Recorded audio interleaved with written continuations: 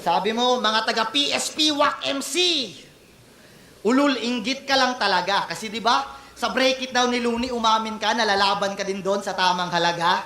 Di ba nga, inarbor nila, yung mga MC may pangalan na, insulto lang talaga sa'yo kasi hindi ka inimbita.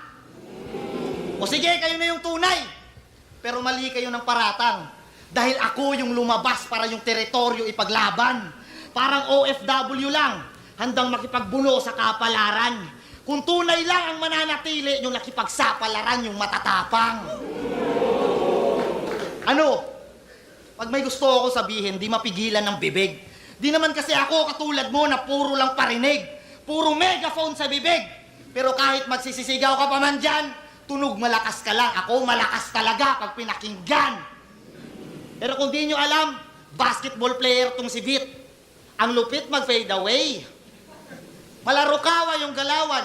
Talagang pwede pang display. Suki sa palarong bayan. Siya yung MVP everyday. Palakpakan naman natin si Vitrum.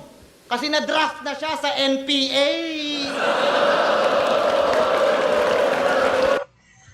Medyo hindi ko lang natripan yung pagtawid ni J Black from ganda na sana yung pag-expose niya kay Vitrum na ayun nga, papalag din pala to si Vitrum dapat sa PSP sa tamang halaga.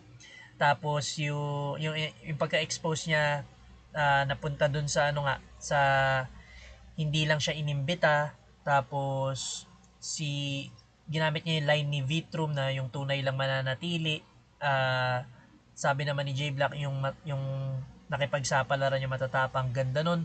Tapos ito yung tumawid siya dito sa pagiging basketball player daw ni Vitrum na na draft siya ng NPA. Siguro dahil nasabi na yung sino magsabi nun? Si Kayram kay Zaki, yung na-draft si Zaki sa NBI. Ito naman kay J Black NPA. So kumbaga recycled na siya eh. Joke na siya, narinig na siya before eh.